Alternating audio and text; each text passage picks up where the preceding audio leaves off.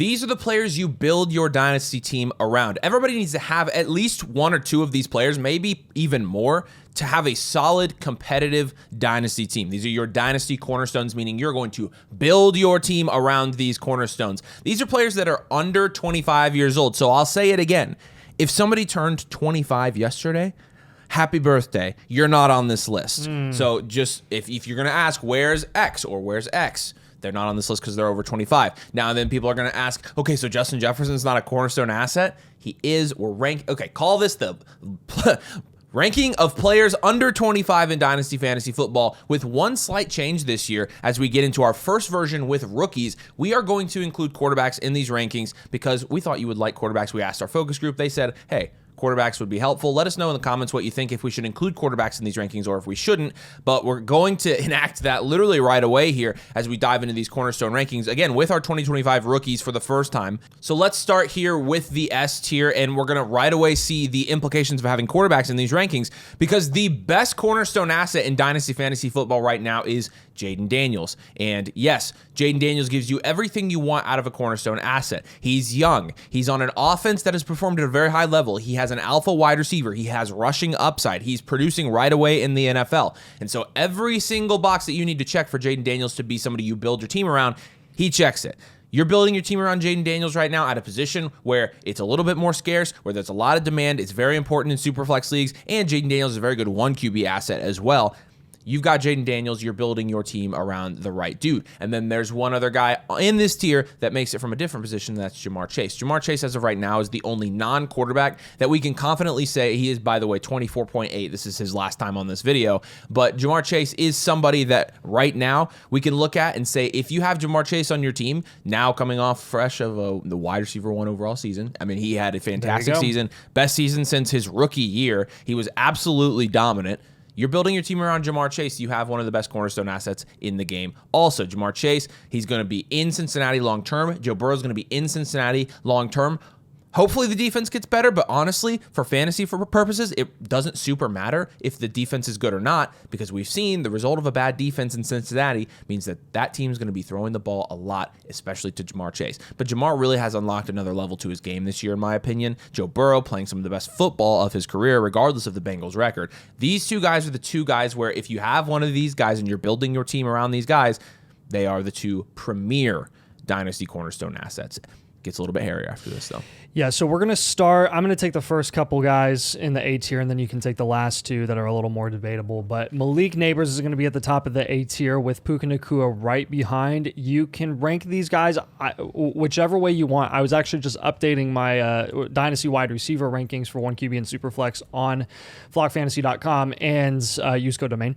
And I was struggling to rank the top 6 wide receivers in Dynasty because all of them have, honestly, outside of the top 2 where you've got like Justin Jefferson and Ja'Marr Chase, 3 to 6 is entirely debatable and totally up to your opinion and your preference.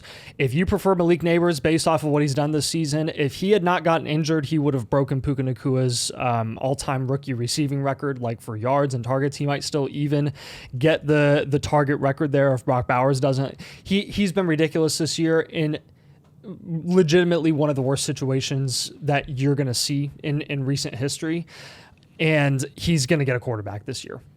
Like, if I would assume Brian Dable sticks around, they're going to invest in a quarterback this year. They're going to give Brian Dable one more chance to, kind of right this ship in New York. And that will likely be with one of Shedeur Sanders or Cam Ward. So when you pair Cam Ward or Shedeur Sanders with Malik Nabers, you take all that production that he had this season, plus an actual quarterback that can actually like play the game and throw football. Malik Nabers is going to continue to... Dude, he was a wide receiver 1 in the worst situation possible. We were coming up with excuse after excuse after excuse, which were merited, valid excuses for Drake London and Garrett Wilson the first 2 years of their seasons because they couldn't produce as wide receiver 1s consistently, even though Garrett Wilson had a ridiculous amount of target volume.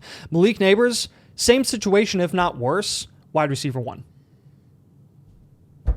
I think if you want to rank him wide receiver 3 overall, I have no issue with it. Puka Nacua right behind him, I think I have Puka Nacua ranked as like wide receiver 4 or 5 right now.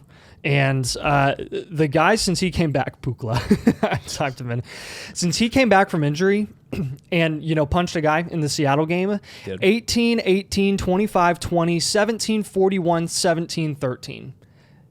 That is a more consistent higher floor than Amon-Ra St. Brown. Mm-hmm. Facts.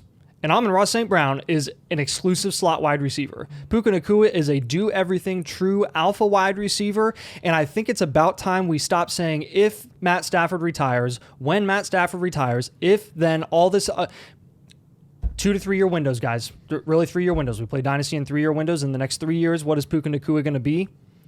Barring injury, caveat barring injury, which is why I don't really have him ranked as wide receiver 2 or 3. Puka Nacua is absolutely deserving of being in this tier, and he will remain in this tier for the foreseeable future. He is a guy that you build your dynasty team around. Yeah, and I don't think at this point, you had a ton of people coming out and saying, oh, but Puka, he was a 1 year. Oh, that does not look good right now. No. Oh, no, he was not. The dude is just a good receiver. Let's go over to Drake May now. A lot of people are going to look at this one and be like, whoa, okay, Drake May. Yeah, Drake May. Why? Because Drake May, while you really haven't seen elite fantasy upside from Drake May so far this season, what you have seen is an elite fantasy floor. And I want to talk about that a little bit because I want you to try to think what could make Drake May's situation in New England worse right now. And you're probably going to be like, actually, that's kind of a hard question because it's already really, really bad. And that's exactly my point. When you're looking at his fantasy production this year, he's had games of 21, 20, 17, 18, 20, 18, 18. This is his floor, right? This is his floor because it cannot get worse for Drake May right now. Drake May is somebody when I saw a tweet and it was from my boy Corey from Fantasy Stock Exchange talking about, he was quoting somebody else, but there was this chart. It said, which QBs excel at creating plays outside of structure, plays outside of the pocket, pass attempts beyond the first read. Talking about obviously improvisation and playmaking ability, which quarterbacks are the best at Holy this. crap. You've got all of these quarterbacks in the middle. You got guys, right in the middle, Bryce Young, Caleb Williams, Brock Purdy, CJ Stroud, Jalen Hurts, right there Mac Jones? in the fish. Is it? Yeah, Mac Jones is on here. You can see how bad Anthony Richardson is. You can see that Kirk Cousins is literally not. He's a statue at this point. But then right there at the top, there's a little cluster, and the guys you'd expect to be very good at improvisation and making plays. Josh Allen and Lamar Jackson. But there's a third guy there, and that third guy is Drake May because Drake May is that good at creating plays out of structure. And what have we seen from guys who are good at doing that, extending plays with their legs, being good out of structure? They've been consequentially very good fantasy football quarterbacks, very productive fantasy football quarterbacks. It's coming for Drake May. You have to get him a weapon. They're going to draft a wide receiver, an alpha wide receiver for him this year in the draft, hopefully Ted McMillan, and then that's going to obviously give him a boost, getting him a better offensive line, getting him better coaching, a better scheme, will only unlock the fantasy potential that Drake May holds. So I think this is absolutely deserving. It could be a hot take. I don't know. You can let us know in the comments. This one shouldn't be a hot take. It's Brock Bowers. Bowers has been the best rookie tight end of all time, and I think a lot of people thought that wouldn't be broken for a while after Kyle Pitts, but then Brock Bowers was like, hold my beer, because Brock Bowers has been not only the tight end one, he's been in depending on what type of league you're playing in. We play in tight end premium leagues, right? And so when I'm looking at a tight end premium league, I'm looking at how productive that this guy has been actually. Where does he rank overall? That's what I'm going to tell you. Yeah. And actually, I think this is wrong. Will you check on your phone what the ranking is? Because he's the tight end one, but I'm pretty sure, when you're looking at his points, he's as productive as a wide receiver one right now. Yeah. And that should tell you everything you need to know. You're getting a wide receiver one production at your tight end position, Brock Bowers. And again, when you're thinking about situation for Brock Bowers, Desmond Ridder, Aiden O'Connell, Gardner Minshew, these are his quarterbacks this year. A rookie, he's 22 years old. This is what he's doing. He's had games of 13 targets, 14 targets, 16 targets, 14 targets. The volume is crazy. The playmaking ability, you've seen, it's evident. All of the other traits that you need out of an elite tight end. And really what he is, he's not a tight end in the sense that he's TJ Hawkinson and he's, turning around. He has a big catch radius. He's a big body, big target at the sticks. The dude is an athletic playmaking wide receiver that is playing tight end, and he's going to be going probably in the first round of Dynasty startups or at the 1-2 turn. And you're going to ask me, hey, you think this is merited? I mean, yes. probably, yeah. I mean, I don't think it's I don't think it's not merited by any means. So we've been hesitant to invest in some of the tight ends of recent years that have skyrocketed up boards after they've had good rookie seasons, like Sam Laporta and Kyle Pitts. And the reason we were a little more hesitant with them is because their target volume wasn't necessarily elite. Kyle Pitts' yak ability and big playability down the field was really nice to see, but he wasn't getting red zone opportunity, and it was actually flipped the opposite way for Sam Laporta. Bowers is getting everything, period. I mean, that's it. And he was productive when Devontae Adams was there as well. You want me to just read this real quick? First in targets, third in target share, sixth in target rate, first in slot snaps, second in routes run, seventh in route participation, second in air yards, fourth in air yard share, second in deep targets, first in receptions, first in receiving yards, first in yak, fifth in unrealized air yards, second in fantasy points per game, seventh in yards per route run, third in yards per team pass attempt, second in juke rate, second in dominator rating, third in EPA, first in... Guys, the only thing keeping Brock Bowers from being a 1-2 turn guy for the next 4 to 5 years is literally injury. No, it's injury. His injury history dating back to college, but that's something that you can't bet on.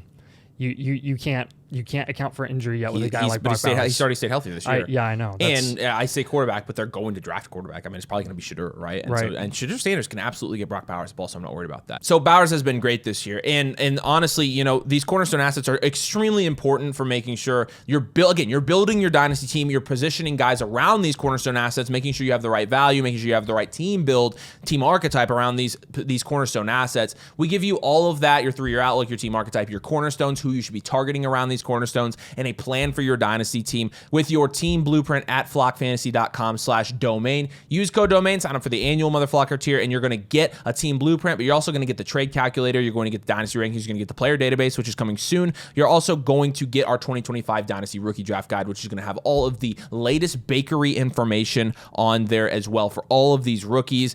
And like I said, a personalized team blueprint. Nathan and I will do a team blueprint for your dynasty team, give you your plan, give you your team archetype, give you your cornerstones, and tell you how to win your dynasty league. Dynasty leagues are won right now. Get your team blueprint, flockfantasy.com/domain. Let's go to the B tier. So, right now we're through our top 6. We'll obviously go a little bit faster through these next guys, but those are the cream of the crop right there. So yeah, Brian Thomas will be at the top of the B tier. B for Brian Thomas. He, like Malik Neighbors, has been a wide receiver 1 this year. Now, the difference and the reason that we have Brian Thomas a tier below Malik Neighbors is the target volume hasn't been as consistent as Neighbors. When you look at Neighbors since week 2 of the NFL season, 18, 12, 15, 8, 13, 11, 10, 9, 13, 10, 14, and 14 targets. Brian Thomas is literally a roller coaster of emotions. 4, 4, 9, 9, 8, 6, 5, 4, 4, 3, 7. And the last 4 weeks, the last month, 10, 12, 14, and 13. He is the only weapon remaining for the Jacksonville Jaguars, who are going to fire Doug Peterson. They're going to have wholesale change there as an organization. And Brian Thomas is going to be one of the cornerstones that they build upon alongside Trevor Lawrence. And that's why Brian Thomas is going to be at the top of this B tier over a lot of other receivers that we haven't mentioned yet. There are a lot of questions in Jacksonville. We're Colts fans, so we know how bad historically Jacksonville is and how whatever decisions they make are probably not trustworthy. At all. But it doesn't matter in fantasy football, and it doesn't matter for Brian Thomas Jr. and what Trevor Lawrence is going to be able to provide for him. Christian Kirk, at this point, is kind of... I mean, he's out the door. He's done. Obviously, had that season-ending injury. They tried the experiment with Calvin Ridley, didn't work. They replaced him with Brian Thomas Jr., and it's worked. And Brian Thomas is a wide receiver 7 on the season. Yeah. What else is there more to be said? What else is there to be said? What else is there more to also be said? What else do you want to also be said in addition to what we have already said? Right, yeah. Drake London is... Drake London is going to be more of your high floor guy compared to Brian Thomas. Surprising, actually. Which is, actually very surprising. But Drake London, I like to think of him as like a better version of Michael Pittman, which is really funny because he comes out of USC, like Michael Pittman did. He was scouted like that coming out of the NFL draft in 2022. He was a better Michael Pittman, right? And he really, he's kind of a target hog. And the targets have been a little more shaky recently. You can kind of I will give an excuse for Drake London here. He's a wide receiver 9 on the season. Kirk Cousins has been horrible the last 6 weeks. Penix comes in. He gets 8 targets the first game that Penix is playing, and Penix actually looked pretty solid. We knew that the future of the Falcons franchise was going to be tied to Michael Penix and if he did or didn't hit. So the last 2 weeks of the season, honestly, could impact the outlook of the assets in Atlanta's offense. They really could, based off of what Michael Pittman does, or Michael Penix does. I mean, that's what I meant. But at the end of the day, I think based off of what London has done, you know that his target volume isn't going to decrease compared to like what Cousins does versus Michael Penix, because Michael Penix, they literally invested in him because of what he can do, his arm talent, and what he can do in a structured offense in the pocket, slinging the ball downfield.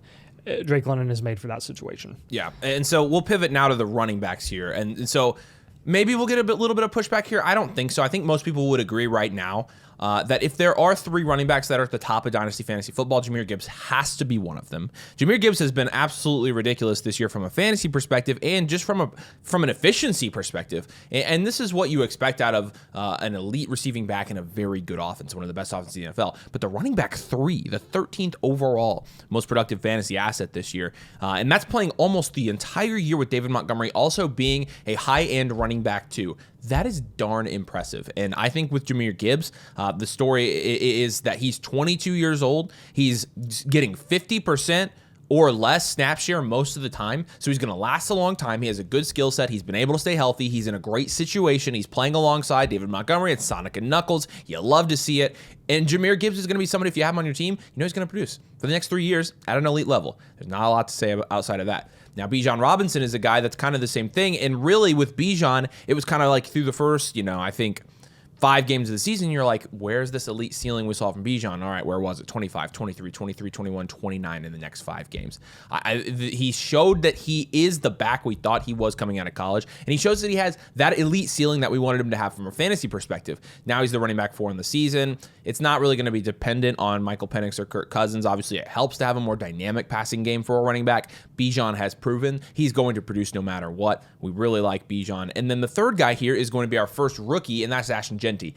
Ashton Jeanty is the 101, pretty much locked in at this point in our opinion. And with that comes probably early second round Dynasty startup draft capital. And when you're considering that that's going to be his market value coming in as a rookie, when you're considering the level of prospect that Ashton Jeanty is, when you're considering the production profile in college, which was better than Gibbs and better than Bijan, I don't know if we're going to have a ton of pushback on this. Yes, you have not seen Ashton Jeanty play a snap in the NFL. We don't have his draft capital, and we don't have his situation. This is purely projection. This is obviously all of that projection is baked into this ranking, but I think most people would admit Ashton Jeanty in a dynasty landscape where there are no really dominant running backs taking over. Jahmyr Gibbs is dominant, and Bijan's dominant, but not like, hey, you have to have them in a tier of their own type thing. Jeanty could absolutely come in and be a top 5 running back next year. Nobody would bat an eye. And that's kind of the point. And so Jeanty's going to be the first rookie on this list. And he's going to sit here right now in the same tier with Bijan and Gibbs in terms of the Cornerstone rankings. If you have the 101, the 101 is a very good Cornerstone asset to have. And it's demonstrated by having Jeanty here in the B tier. And then CJ Stroud's going to be the next guy.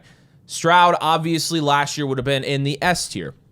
We told you to sell Stroud. Pretty much everybody told you to sell Stroud. It wasn't really a hot take last offseason, and his value was situated at a point where even if he came out this year and did the same thing, he was not going to go up in value. Really couldn't go up in value. He really could only take a step back. And for some reason, that Texans offense, retaining their offensive coordinator, getting better weapons in Stephon Diggs for at least half of the season, for some reason, that offense has taken a serious step back, as has CJ Stroud, his efficiency, and his production. And so we're going to put him at the end of the B tier here. Not out on Stroud. We're not down on him. We know what he's capable of. Don't let him fall too far. I think they're going to make an offensive coordinator change, which is crazy because last year we were talking about maybe making an offensive coordinator change because he gets a head coaching job, and now I think he's getting fired. So it definitely depends on what they do in the playoffs. Completely flip-flopped, yeah. And I don't think they're doing anything in the playoffs. It's completely flip-flopped. Right. But Stroud is somebody that if you are building your team around him, he's a great asset to have. Not an S-tier guy anymore, but Look, I think his value is more appropriate this offseason. I think it's probably going to stay there for the next 2 or 3, just if I had to guess.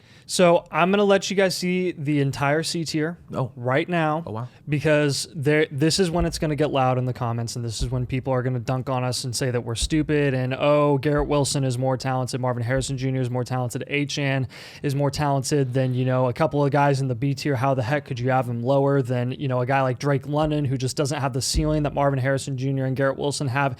Guys, this is Cornerstone rankings are not necessarily a talent exercise, okay? There is some production and some security that is baked into some of these guys' price and lack of guaranteed production and security for the next few years. Caleb Williams is more talented than CJ Stroud. He does not belong in the same tier as CJ Stroud right now. Caleb Williams and the Bears' entire team looks awful, and they're planning on fixing that, and we would love to see Ben Johnson go there. And we'll rank Caleb Williams according to whatever happens this offseason. But right now, the way the Bears look and how Caleb Williams is playing merits him being in the C tier right now. I jumped ahead. Let's start with the guy who's at the top of the C tier, Garrett Wilson. Garrett Wilson is coming off of the best season that he's ever had, and that was expected with Aaron Rodgers playing. Now, we didn't expect him to be this productive if the Jets were going to be, 4-12 right now or something, whatever their record is, terrible. He still has 141 targets, still wide receiver 8 on the season with Davante Adams going absolutely nuts. We were wrong on that, something that we did not expect when Davante Adams was traded to the Jets. We thought it was really going to hurt Garrett Wilson. It didn't, and Davante Adams isn't going to be there next year either, so it's not even something that you have to worry about long term. Marvin Harrison Jr. Has some questions because his situation is great, and he's still not producing. He has 750 yards on the year right now. We're recording this before the games in Week 17. So he has shown flashes this season that, he can command 12, 11, 8 targets. He's also had games where he's had 2 and 4 and 3 and 6 and 7 and 5. He's been all over the place this year, and his efficiency, he does not haul in a lot of the targets that he gets. 50%. It's 51 of 100 right now. So how many of these are catchable targets? How many of these are low percentage targets down the field? How much of this is Kyler responsible for? Right? We have a lot of questions and a lot of things that we have to unravel the entire offseason. His catchable target rate is 67th in the league. So Kyler is responsible for this. We were big advocates for investing in Kyler this year, and I think it's been fine because he did increase in value. But there's a lot left to be desired in the Arizona Cardinals offense and a lot of questions that they have to answer. JSN is a wide receiver 1 on the season. Let's go, everybody. Give him a round of applause. Woo! He kept himself from dying, literally, this year at the beginning of the season when he plummeted in value. And we finally did it. We waited so long for him to hit. It really only waited a year and 4 games. But with JSN, talk about all over the place. We talked about Brian Thomas being all over the place from a target volume perspective. JSN, Sherry, pull up his game log.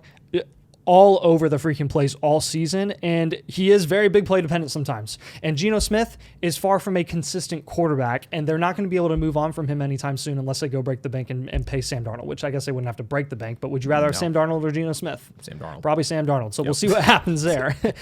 Caleb Williams, again, I already talked about him. Devon Achane, if Devon Achane could not be as tiny as he is and could avoid getting injured and missing multiple games every single season and that being baked into his price, you can make a case for him being running back 1. I mean, that's honestly, the one downside. He's so good and he's so efficient that if you had Devon Achane back to back with Jahmyr Gibbs and Bijan Robinson at RB2 or 3, I couldn't fight you on it. He's so good. The Miami Dolphins took a massive step back this season, and Mike McDaniel doesn't look as good as he has in the past. And that's hurting everyone in that offense. Not to mention, there's going to be a lot of noise in why the heck did you pay Jalen Waddle $30 million when you can't get him the ball? Something's going to have to give there. Production is going to have to give there somewhere, and it's either going to be Tyreek Hill or it's going to be Devon Achane. There are questions there for the future. Breece Hall, already mentioned the Jets in that situation, and also Breece Hall has just not been efficient. And now you have to worry about Braylon Allen, who is actually graded very, very highly in the bakery and according to us in our rankings last year in the rookie class, and it sucked that he ended up going to the Jets. Breece Hall, his target volume has gone down dramatically the last month, and he has 4.1 yards per carry this year, which is average. He's not getting the volume that you expected. He has not been solid, and the situation in New York is not going to get better anytime soon. It's really, really bad. So with Breece Hall, he's still 23 years old, and he still is going to get a decent amount of volume, again, in a bad situation. But we're going to rank him at the end of this tier because he's fallen quite a bit, and he does deserve it. So yeah. Yeah, and I will say this. I think you would agree with this. With Achane, and it's not even that it's more, you're right, the injury risk, and also when we saw him without Tua this year, it was really bad. But with with Achane, I mean, I'm really close to moving him to the B tier, and I would definitely say, and you would agree with this, he is much closer to Gibbs, Bijan, and Genty than he is Breece Hall. The tiers are weird here, but Achane there is next to Breece Hall in these rankings. Hey, you guys asked for quarterbacks. The quarterbacks are screwing this up. Achane, in my opinion, is much closer to the Genty, Bijan tier than Breece Hall. But let's go to the D's tier here. Bo Sif. Nix. Yeah, Bo Nix has been great. He's been very fantasy productive. Although I think in the last couple weeks, you've really seen him kind of be more average in terms of fantasy. And I think this is more of what Bo Nix is going to be. He's averaging probably, 17 points a game over the last month and a half. Yeah, I don't think you're going to see 29, 28-point games out of Bo Nix consistently. I think we had a stretch there where the rushing production, and yeah, we said earlier in the season that his rushing production wasn't something to ignore, and somebody said we were crazy for that. No, we're not crazy. It's real. He showcased it on film at Oregon. I mean, he's produced a lot with his legs this year. 78 attempts for 350 yards and 4 touchdowns. I mean, I'll let you do the math on how many points that is, but it's a good amount of points for a quarterback who's a quarterback 1 on the season. Now with Nix, when you get into the advanced analytics, the thing with Nix is that he's not actually like a crazy playmaking, like even Drake May style quarterback. Like he more is a game manager still. And yes, he is able to extend plays and also cushion his fantasy production with his legs. However, I do think when you're ranking Bo Nix as a cornerstone asset, you need to acknowledge that his ceiling is going to be a little bit more capped than some of these other guys from a fantasy perspective. I mean, he's going to end as a low-end quarterback 1. I think this is his ceiling in terms of like production. He's in probably the best situation for a young quarterback right now, playing with Sean Payton and playing with a top 3 defense in the league. The Broncos have been across the board a top 3 in pretty much every defensive metric this year. I think it really will depend on how much they invest in weapons around him offensively, or if they're going to go more defensive. And he's made Cortland Sutton better this year. So like, I mean, it's nothing against Nix at all. Obviously, Nix has earned his way up here, and if you have him, you drafted him at the 1-2 turn in the rookie drafts last year. You hit big. This is a big hit for a lot of people this year, including we drafted a ton of Nix last year. Yeah. Rashee Rice. Rashee would probably be B tier or A tier even had he played a whole season. The thing with Rashee Rice is, he does have the injury. He tore his I don't want to mess it up. PCL. He tore his PCL, not his ACL. Twitter doctors got us on that one. YouTube comment doctors got us on that one. And so still missed the season. He's still going to miss part of next season. He still could get suspended. And he still is in an offense where he's playing with one of the best quarterbacks in the league. However, a great rebuilder. He's a great buy. We're just being conservative right now. Kyron Williams, kind of the same thing. He's been good again this year, but it's basically we're trying to guess when Sean McVay is going to be like, yeah, I'm done with you. Corm's already getting touches too. Well, and we knew that was coming. So Ladd McConkey. This is one you could make an argument where Ladd could be a lot higher here, in my opinion. I think Ladd is a little bit underrated right now. I think a lot of people like to hate on Ladd for no reason. Now, is Ladd's ceiling a little bit more capped than some people? Yes, and his metrics really aren't that great from an opportunity standpoint, but efficiency-wise, he's 8th in yards per route run. He's 8th in yards per team pass attempts. He's been one of the most efficient wide receivers in the NFL, which tells me if his targets go up, which he's getting 6.7 targets per game right now, that's not a lot. If you get that up, this is to do the 6th in the league in slot snaps. I think that Ladd could be more productive next year, and he's a wide receiver 2 this year. So I'm very high on him, and I think he's a great investment in Dynasty. George Pickens obviously missed a little bit of time, and it kind of put a little bit of a stop in his season that he was having. It was a very good season. He's a wide receiver 4 right now, but it's because, again, he missed a lot of time. But with that being said, even before his injury, he had kind of come back down to earth, honestly, from a production standpoint in fantasy football and full-point PPR leagues. And he's going to end up with about the same season he's had. Now, granted, again, you do have missing games in there. This is the best season of his career. I don't think we're going to be as low on George Pickens this offseason. I think his value is appropriate. I don't think we're going to tell you to sell George Pickens. I think, the offense there has been much better than we thought it would. Arthur Smith knows how to use George Pickens. He's obviously one of the most fun players to watch in the NFL. It's a matter of getting him fantasy points. Zay Flowers, kind of the same thing.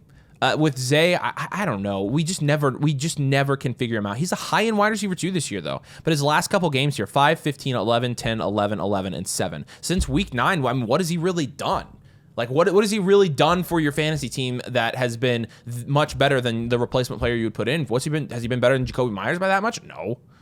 So at that rate, like, or looking at Zay Flowers, is he actually giving you a significant advantage on your dynasty team from a production standpoint? No. Obviously, being a value insulated wide receiver, you know that factors in his age, his situation. He's playing with the best quarterback in the league, one of the best quarterbacks in the league, and so I think with Zay, again, it's more like, you know, are you going to put together a full season of production, or are you going to see the consistency that we want to? Now, Rome Odunze, on the other hand, we haven't really seen it. Obviously, he hasn't done a ton this year. However, you've seen games where he's had double-digit targets this year, multiple of them, and you are seeing him become more involved in terms of snap share in the Bears' game plan, especially after Shane Waldron left. I think you saw a little bit of an uptick in his production. Problem is he's still very hit and miss.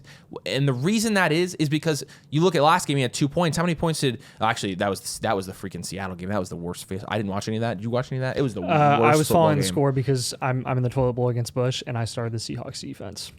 I got 16 points. Oh my, yeah, that was a good. The defense was the only good fantasy asset in that game. Yeah. But when you're looking at the Detroit game, especially, he had 9 points. What did Keenan Allen do that game, right? So, you know, he's behind Keenan Allen. And he's behind DJ Moore. DJ Moore's not going anywhere. Keenan Allen is going somewhere eventually. And eventually he's going to usurp that wide receiver 2 role. He's going to gain Caleb Williams' trust. You can see they have obvious chemistry. It's a matter of getting the right offensive coordinator in Chicago and then letting Rome Odunze, who we think is an extremely talented receiver, do his thing, work his magic. So we're very high on Rome Odunze. And then we're going to put Tet McMillan here as well. And this is about where if you combine the prospects from last year and this year, this is about where I would have had Tet McMillan right next to Rome Odunze. He would have been the wide receiver. I think he would have been next to Odunze in terms of production, although we would have had Odunze higher than Tet McMillan, just being 100% honest with you. But McMillan's a guy that I'm going to be I'm going to be very careful. While I think he's the best wide receiver talent in this year's class, I'm going to be very careful to put him too high because of the type of receiver he is.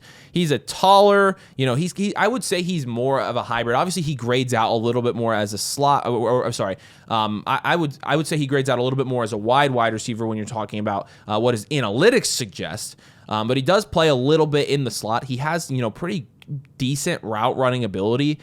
But the problem is, again, he's not going to be that hybrid or slot guy that's going to get a ton of targets when he comes in the NFL. He's closer to Marv than he is to Malik Neighbors. And so that's the thing where I think you kind of have to temper your expectations with what he's going to do next year. And he's not a surefire, like, guaranteed he's going to hit prospect. We don't really have any of those wide receiver prospects this year. I think it's appropriate to put him here next to like Zay Flowers, Rome Odunze, until we really see what happens. Obviously, we think he's going to go in the first round, probably the first half of the first round. But right now, we'll be a little bit more conservative with him and Luther Burden, who's at the top of the F tier. Yeah, Luther Burden, I think, is a guy that when it's all said and done, if he ends up being ranked higher than Tet McMillan, given a more positive situation or better draft capital even, I would not be shocked at all. We both really like Luther Burden. In my opinion, he's very similar to like a Zay Flowers type of guy. He's going to be a yak wide receiver that's going to play exclusively out of the slot. He could be a PPR fantasy machine.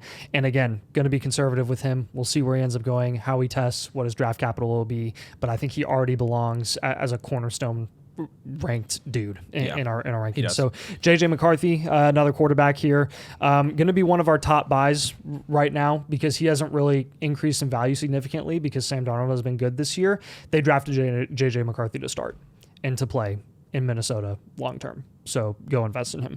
Omarion Hampton, another rookie, running back out of North Carolina.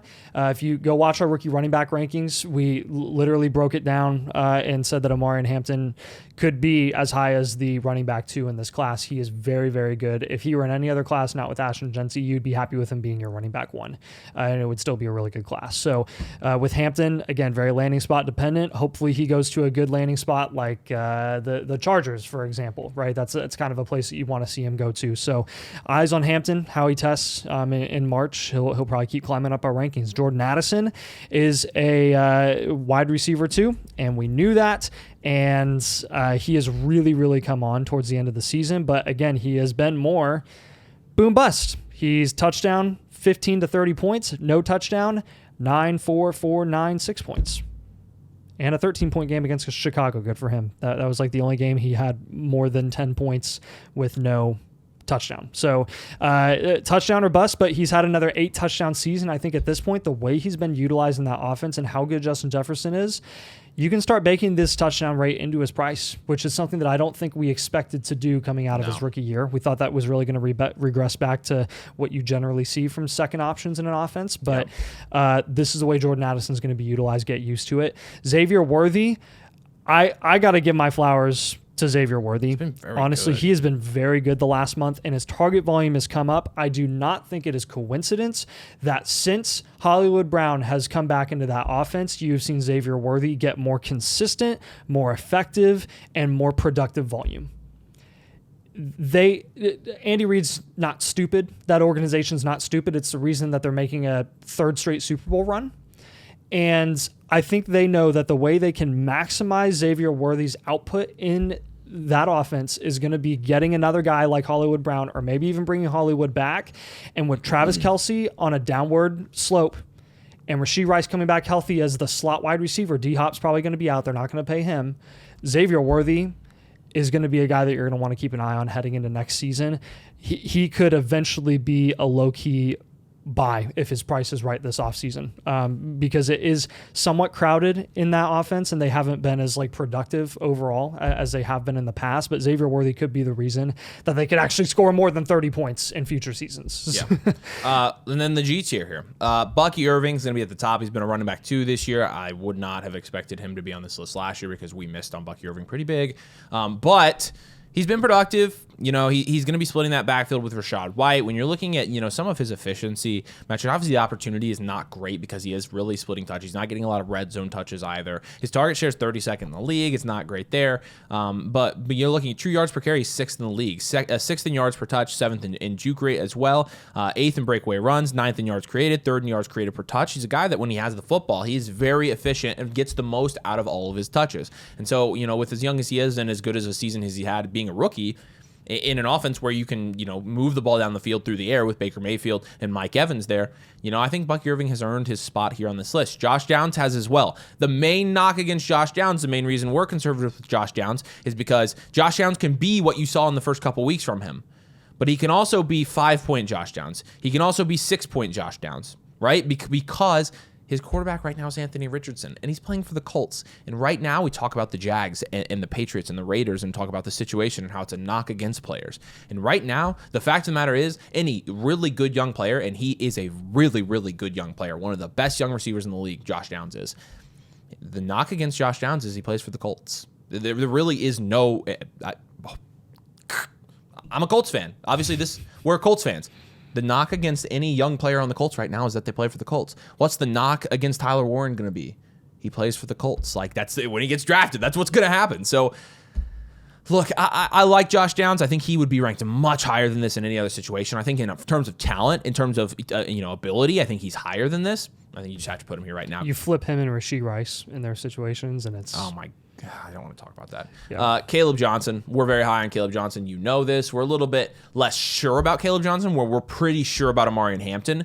Caleb Johnson has the potential to move up this tier in these rankings a lot, from the draft to into next season when he starts playing, a lot. Very high on him. Think he can be a workhorse back in the NFL. He's going to be one of the best young running backs from right away. Last 2 rookies here, Shedeur Sanders, Cam Ward, put the quarterbacks in here to round it out. They're not going to be league-winning, rushing out like Jaden Daniels types. They're not. They're going to be more like, I don't know, Brock Purdy, Dak Prescott type range quarterbacks, I think, at their ceiling. They're not because yes, they do both have to start out athleticism to extend plays, but they both are pass first quarterbacks. And so when you have pass first quarterbacks, their ceiling only goes so high.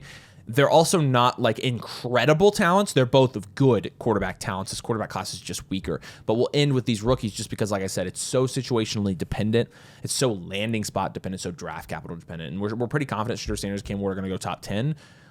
But still, we want to see the situation. It's going to mean a lot for these quarterbacks that don't have a ton of rushing upside. And so There you go. Full updated Cornerstone rankings. Our first one with rookies. Obviously, we included quarterbacks. Like I said, let us know in the comments what you think about that. Obviously, you know, you building your team around these cornerstones is one of the most important strategy points in Dynasty. We tell you exactly how to build your team, exactly what players to target, exactly who your cornerstones are. You give you a full breakdown of your team build, your team archetype, your 3-year outlook on the blueprint. So go down in the description or in the link pinned in the comments to get your team blueprint. You get one for free at flockfantasy.com/domain with the annual MotherFlocker tier. You also get this very, very beautiful 2025 Dynasty Rookie Draft Guide version 2 just released, the best guide out there. You're going to want to get it. It is beautiful. It is. Becca killed it. Everybody who knows that Becca is our graphic designer, she's a killer. She is a killer. So it looks great. You want to get your hands on it. Links in the description for both those. We appreciate you guys. Thanks for joining us. We'll see you later.